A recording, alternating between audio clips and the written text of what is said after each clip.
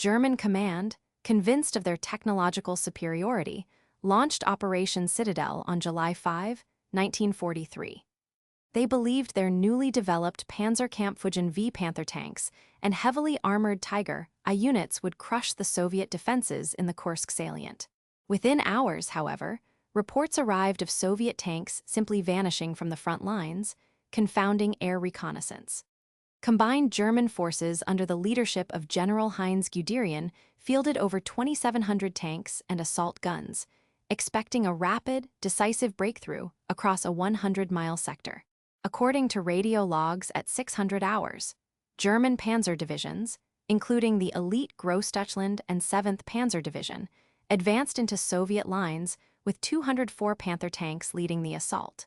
Supporting these were 146 Tiger I heavy tanks, equipped with 100 frontal armor and high-velocity 80, 8 kW K36 L56 guns, capable of penetrating 110 of armor at 1,000 meters. In response, Soviet Marshal Georgy Zhukov commanded over 1,000 T-34 and KV-1 tanks, concentrated in dugout positions.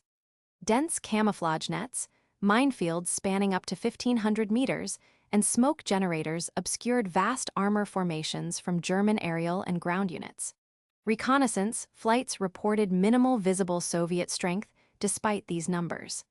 The unexpected factor was Soviet deception and camouflage on an unprecedented scale. Instead of confronting the German spearhead head-on, entire tank armies, including the 5th Guards Tank Army, vanished from sight only to reappear in force on the German flanks. Witnessing this, German generals realized their intelligence had failed.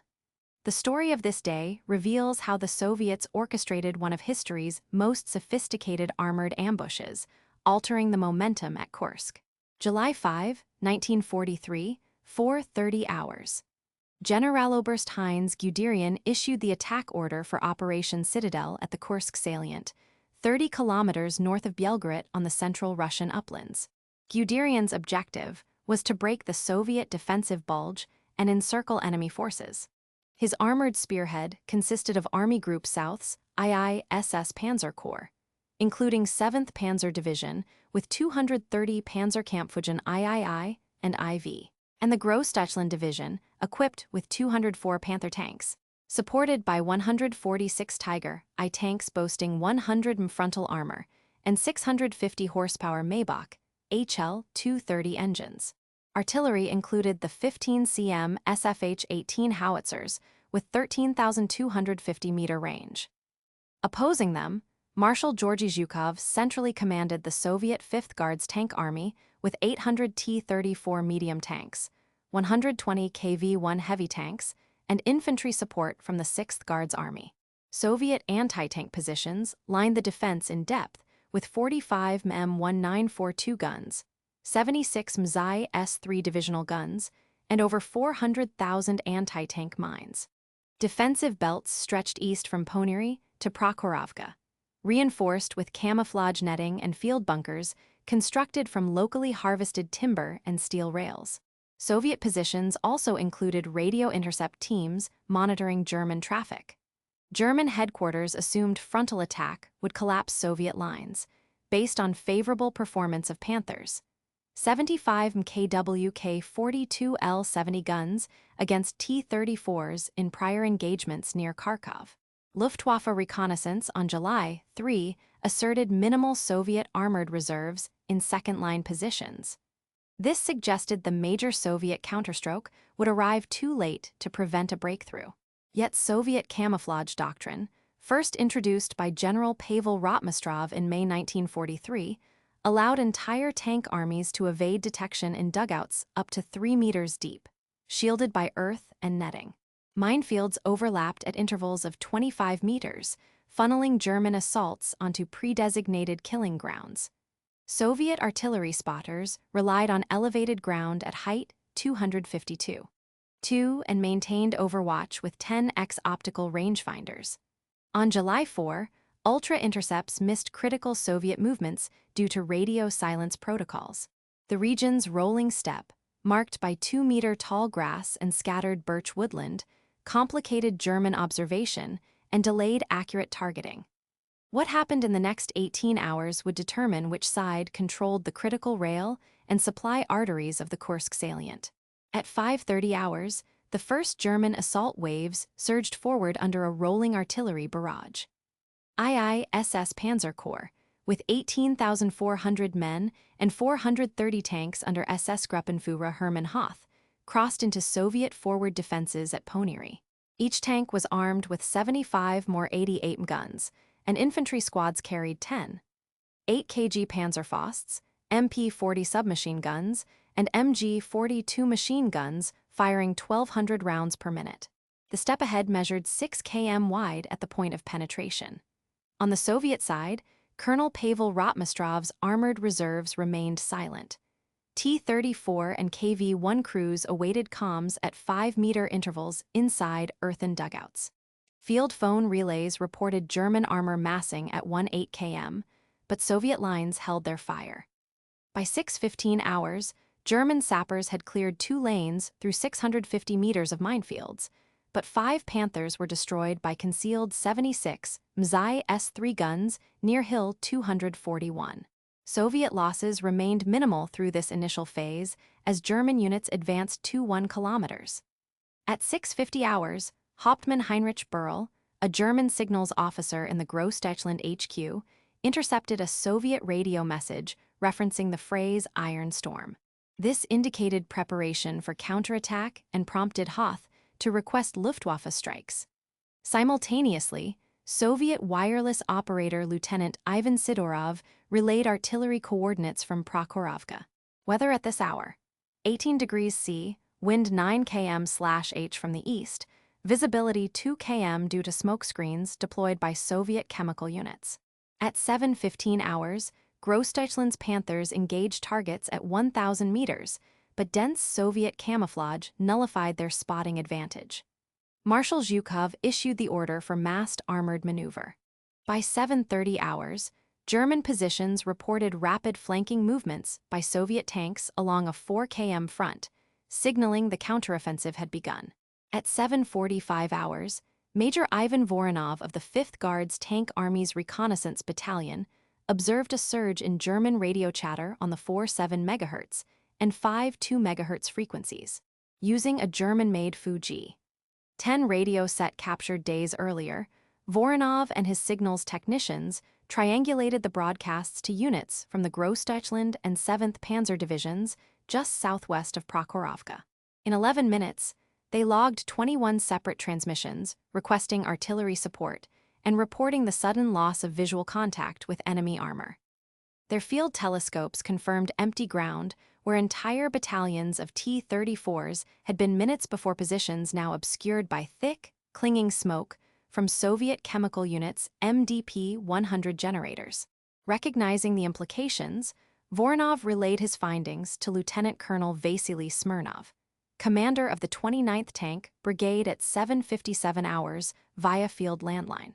Analysis showed that German spotters, expecting to see columns of at least 40 tanks, instead faced blank periscopes and concealed gun barrels.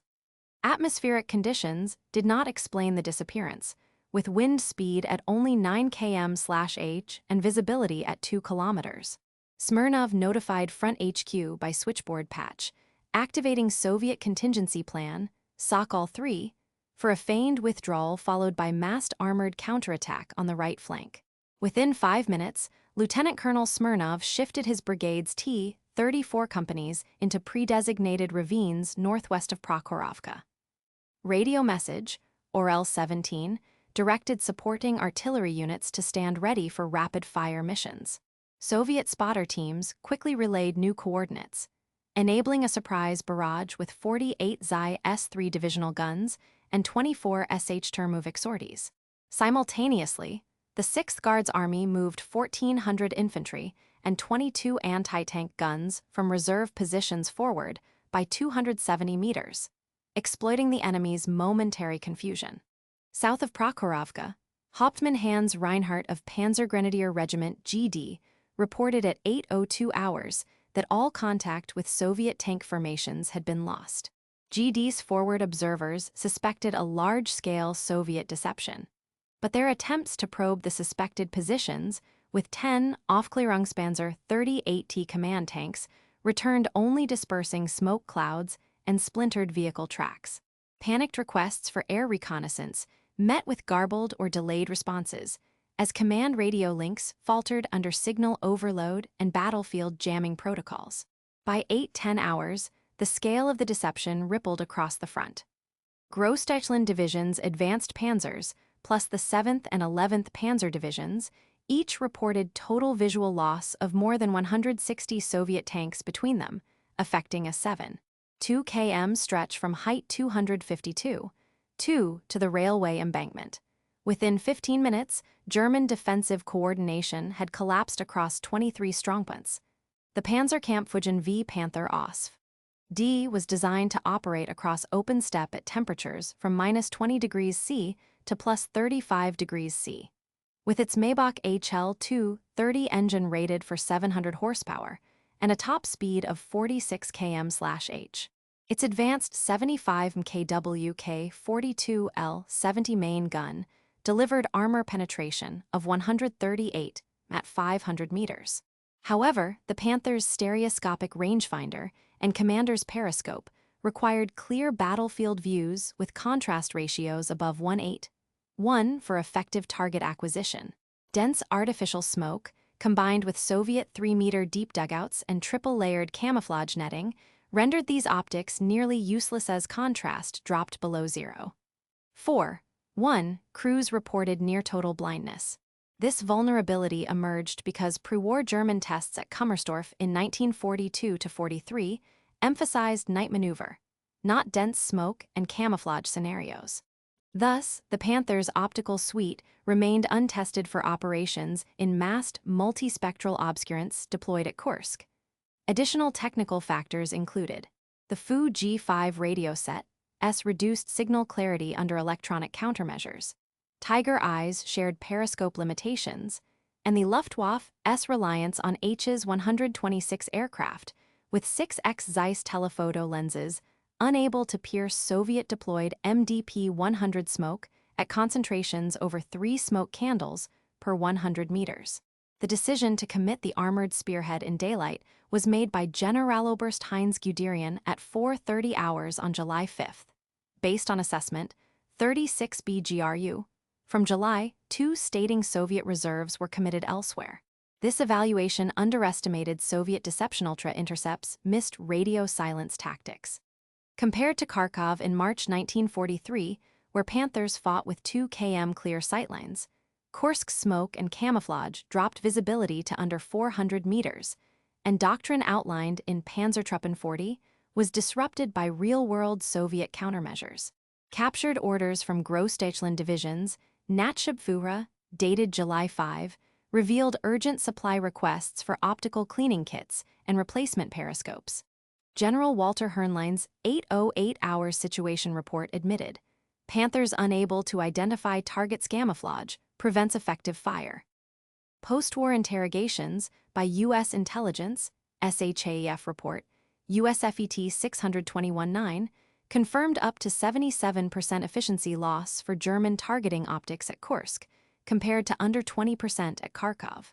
Soviet Operation Sokol 3's documentation, archived at RGASPI Moscow, described over 17,800 meters of smokescreen laid, compared to under 5,000 at earlier engagements, a 256% increase in deceptive coverage, explaining the effect.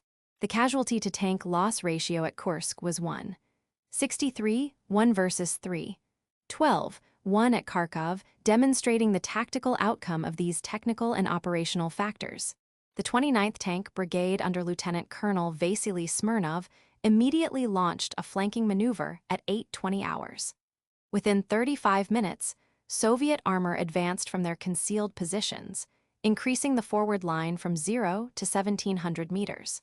47 crewmen from Panzeraufklärungsabteilung 7 were killed or wounded as their vehicles were struck by direct T-34 fire at ranges below 250 meters distances that negated the Panthers' advantage. This rapidly enabled Soviet forces to seize the southern slope of height 252. 2.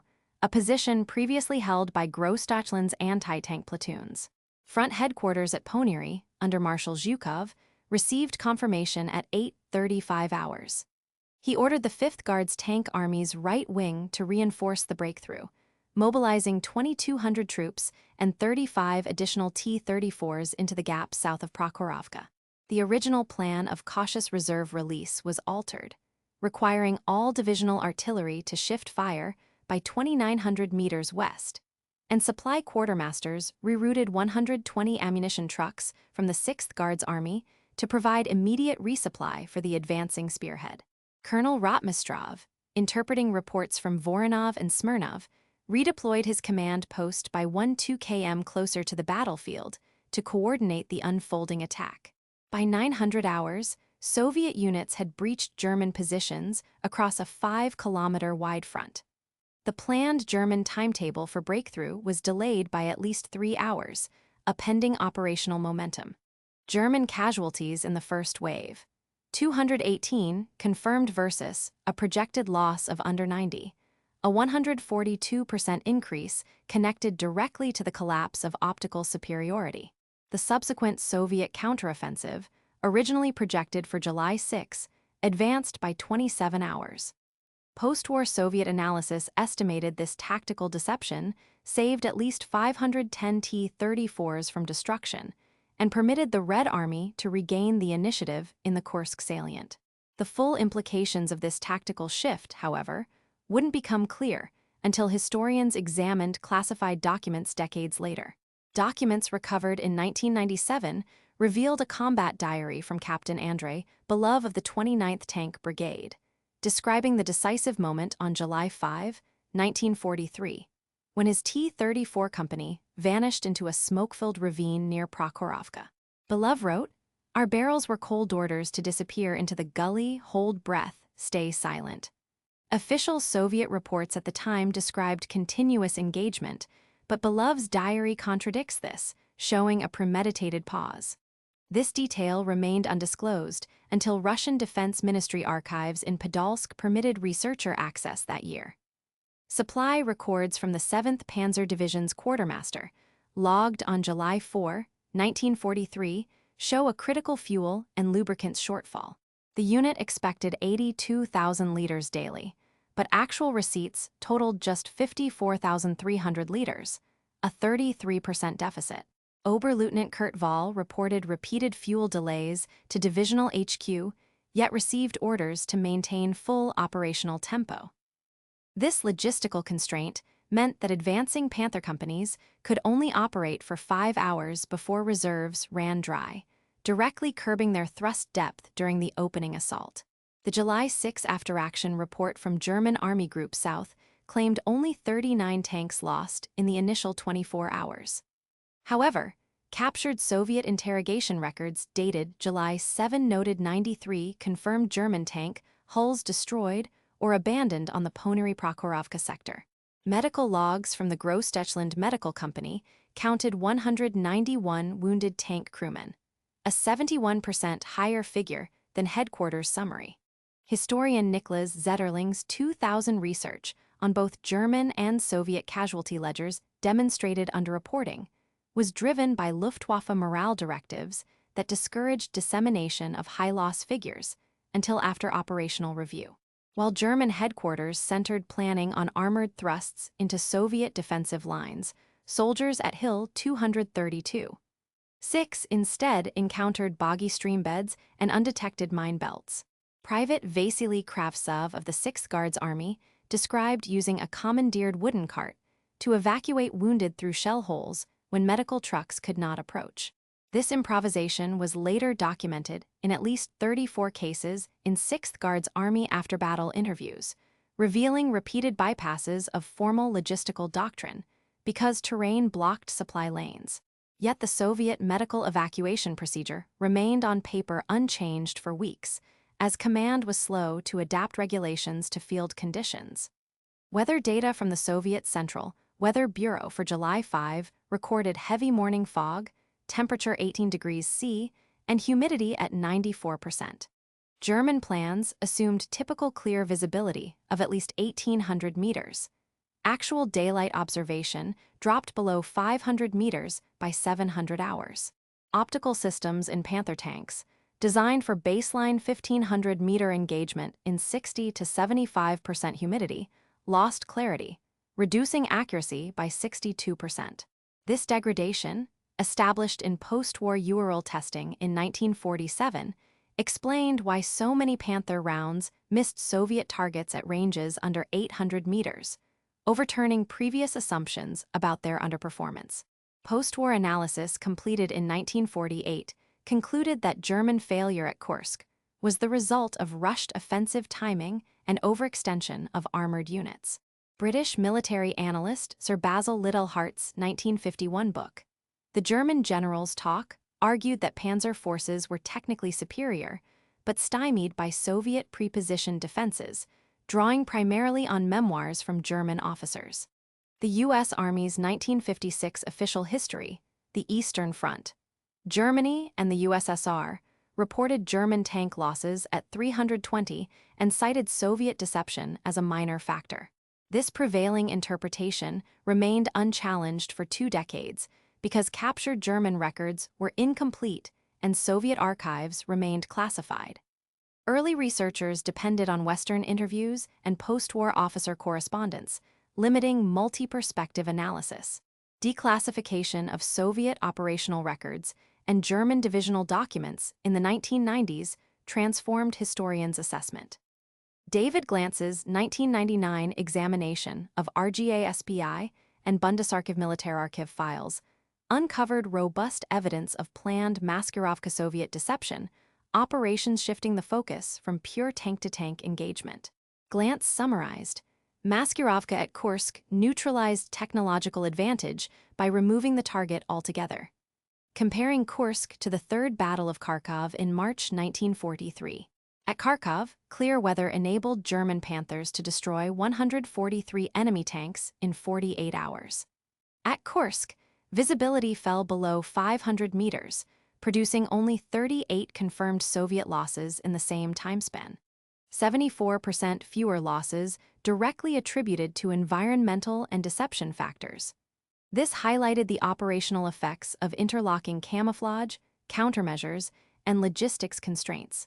Research published in 2020 using digitized archival logbooks calculated revised tank attrition. Initial estimate, 320 Allied reports. New evidence supported 574 confirmed German losses, an 80% upward revision. Historian Roman Turpel contends there is still a case for lower figures, citing vehicle recovery logs. Conversely, Mikhail Meltyukov's monograph backed higher losses with chassis identification surveys. Analysis by the U.S. Army's Contemporary Operations Study Center in 2018 confirmed that tank non-combat losses, due to immobilization and abandonment, were as high as 34%. The historiographical debate now centers on how much of the German defeat was due less to direct combat than to operational opacity and degraded technology, fundamentally reshaping the study of Kursk. Sergeant Grigory Yershov, tank commander, 29th Tank Brigade, age 22, born in Omsk, was stationed outside Prokhorovka on July 5, 1943. Before the war, he had worked as a machinist in a railway depot, conscripted in 1941. During the early morning, Yershov received orders to conceal his T-34 and not fire on the advancing German tanks. In a 1987 memoir, he recounted, "My hands trembled waiting inside the earth, we were shadows, holding back the war." His discipline meant his platoon withheld fire, enabling the Soviet brigade to execute a surprise counterattack, resulting in 6 enemy tanks destroyed by noon with only 1 Soviet tank disabled. Yershov sustained minor burns escaping a burning T-34, returned to civilian life as a train mechanic, and reflected in a 1992 interview at age 71. Courage is sometimes in waiting, not attacking. He died in 1997 in Omsk. His testimony is held at the Central Archive of the Russian Ministry of Defense. Hauptmann Kurt Liedtke, signals officer, Großdeutschland Division, experienced the same morning from the opposing German perspective. Captured after his tank group was surrounded, Liedtke's July 7, 1943, interrogation revealed confusion. "We expected Soviet tanks at 1,000 meters. Instead, there was only smoke and no enemy to target." He later returned to Germany in 1949, publishing his recollections in a local history magazine. Liedtke's account corroborated the timing of the Soviet counterattack, but disputed the scale of Soviet concealment, arguing some positions had merely emptied due to retreat, not planned deception. Anna Makarova, field nurse, 6th Guards Army, was tasked with evacuating wounded under artillery fire during the first hours of combat. She improvised medical care in a crater, shielding 8 men for 3 hours. Post-war medical records from 1944 list her as suffering from hearing loss and acute stress symptoms, the latter now recognized as PTSD. Her experience reflects the nearly 21% of exposed Soviet medical personnel who developed lasting psychological effects. By 1952, she worked in a Leningrad hospital and contributed interviews to memorial research. Patterns traced from cases like hers influenced later military evacuation protocols and post-war support networks for veterans. These individual experiences, when examined across hundreds of similar testimonies, revealed patterns that shaped operational doctrine and strategic approaches on the Eastern Front. Within 25 minutes of the Soviet armored deception at 7:45 hours on July 5, 1943, the German advance had lost visual contact with over 160 enemy tanks, halting an assault across a 7.2-kilometer front. Generaloberst Heinz Guderian, stationed at Army Group South Headquarters, received urgent radio reports by 8:10 hours confirming widespread optical failure. In response, he canceled support for a secondary thrust toward the Obian sector, redirecting 90 Panther tanks and 1,200 infantry from 7th Panzer Division back to defensive blocking positions in Ponirier 16-kilometer move. This change required rerouting 58 ammunition trucks and over 40 tons of fuel. By 900 hours, German defensive fire effectiveness, rated by After Action, reports deteriorated from 72% to 29%. 100 within 48 hours, operational plans on both sides shifted dramatically. Operation Citadel's planned breakout at Maskirovka, intended for July 7, was delayed by 2 days. General Walter Hernlein, commanding Großdeutschland Division, altered the division S-axis of advance to a defensive holding pattern. 7 additional Luftwaffe dive bomber sorties were allocated to the central sector, reducing air cover for the Belgrade flank by 34%. This transfer left only 4 Mi-109 squadrons to guard southern approaches, leading to 12 documented Soviet air raids on German logistics. Original casualty projections for Army Group South were 650 by July 7. Instead, by that date, actual casualties registered at 1024, a 57% increase, attributed to failed Panther optics and disrupted coordination. Ammunition consumption, initially forecast at 11,000 shells daily, rose to 16,400, a 49% spike. 100 by August 10, 1943, the outcome of the Battle of Kursk was decisively altered. Soviet forces secured the southern railway line at Maskirovka on August 3, 5 days ahead of the original schedule. This early capture allowed the Red Army to launch Operation Polkovets-Rumiantsev immediately, targeting Kharkov. The German supply line between Belgrade and Kharkov remained severed until mid-September, impeding reinforcement of at least 4 subsequent operations over a 7-week period. Personnel changes followed. General Walter Hernlein was relieved of field command on September 12. 19 officers, including Colonel Hans Schrader of the 7th Panzer Division, were formally reprimanded for intelligence failures linked to the deception. By October 1943, Soviet armored doctrine officially adopted new camouflage procedures across 16 frontline tank units. 100, the broader war timeline was shifted as a result. Fall offensives scheduled by the Germans for October 1943 were abandoned. Instead, the Soviet advance into Ukraine began in September, advancing political boundaries over 600 kilometers west by January 1944, 6 weeks earlier than projected. Soviet tank reserves numbering 780 T-34s were freed for deployment in Operation Bagration in June 1944, which contributed to the encirclement of Army Group Center.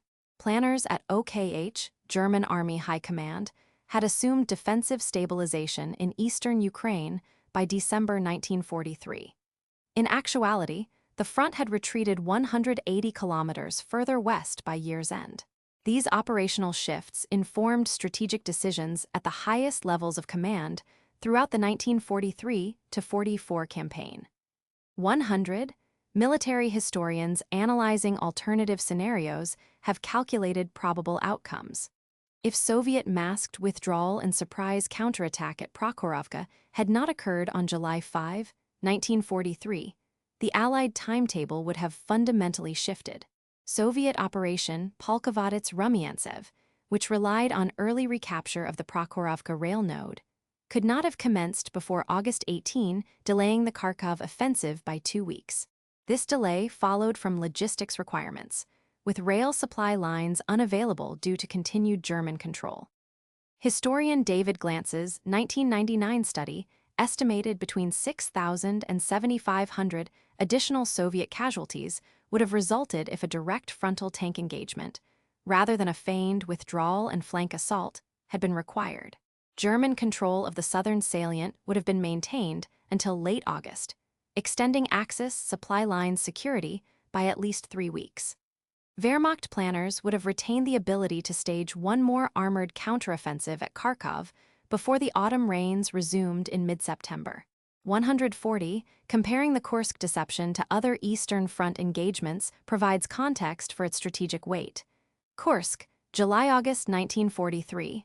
1. 3 million troops, a 1,000 square kilometer front, 5-week duration, with a 600-kilometer drop in German lines and 200,000 casualties. Kharkov, March 1943. 640,000 troops, 400 square kilometer area, 3 weeks, with lines returning to near starting positions after 90,000 casualties. Stalingrad, November 1942, February 1943. Over 1 million troops, 400,000 casualties, but collapse of an entire German army. Staff colleges at the Frunze Military Academy and the Bundeswehr Command and Staff College teach the Kursk deception alongside Stalingrad to demonstrate operational surprise versus attritional warfare. In the Kursk campaign, 47% of Axis armored operational losses were incurred between July 5 to 9, comparable only to Stalingrad's 51% figure, indicating the deception's concentrated effect. Roman Turpel's 2020 analysis ranked Kursk's July deception third among 7 decisive Eastern Front moments, using metrics of attrition, territorial shift, and logistics impact. 110, the academic assessment is one of major, though not absolute, significance.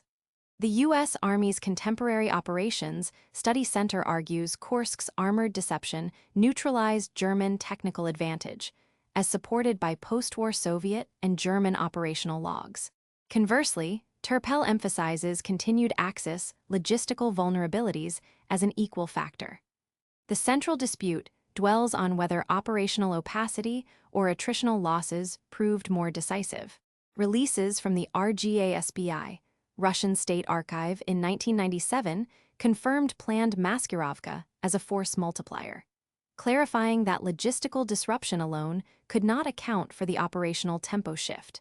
Current consensus: the armored deception at Kursk was highly significant, measurable by a 6-week timeline advance, 7,500 casualties avoided, and at least 7 subsequent operations afforded increased strategic flexibility. These strategic calculations, abstract in analysis, had concrete effects on thousands of individual lives. 100, Sergeant Grigory Yershov, tank commander, 29th Tank Brigade, who executed concealed deployment at Prokhorovka, returned to Omsk in 1945. After demobilization, he worked for 32 years as a railway mechanic and later volunteered for the city's tank museum, giving annual talks on tactical deception. In a 1987 interview archived by the Russian Ministry of Defense, he recalled, "Inside earth walls, fear fell quiet. Waiting was the hardest command, but it brought daylight. Yurchev maintained correspondence with 18 former crewmen. His memoir is held at the Central Archive in Podolsk. He died in 1997 at age 76 in Omsk. 100, the Kursk Memorial Complex at Prokhorovka was dedicated on July 3, 1995. Its central granite sculpture honors the 5th Guards Tank Army soldiers who executed the July ambush. Annual ceremonies on July 5 draw up to 3,000 attendees. The 50th anniversary in 1993 included veterans from both sides and the unveiling of new archival galleries. The Russian General Staff Academy incorporates the Kursk armored deception into the modern Maskirovka tactics curriculum, focusing on battlefield camouflage and countersurveillance. In 2001, the Russian Armed Forces formally updated armored force doctrine to require deceptive deployments and multispectral camouflage. This now features in the training of all tank brigades. The RGA-SPI archives maintain over 2,400 documents and 193 oral histories from Kursk participants. 115, the lessons from Kursk directly informed the development of modern tactics. The principle of interlocking smoke, camouflage, and maneuver guided Russian operations in Grozny in 1994 and Ukrainian staff training in 2020. U.S. Army Training and Doctrine Command's 2018 review cited Kursk Maskirovka as foundational for new urban warfare doctrine. Historical equipment failures with Panther optics led to the German military's post-war development of all-weather thermal sights, fielded in 1961. The command confusion at Kursk exposed the need for radio resiliency, prompting NATO to implement frequency-hopping radios in 1983. The Prokhorovka battlefield is preserved as a national site, receiving over 22,000 visitors annually. 110.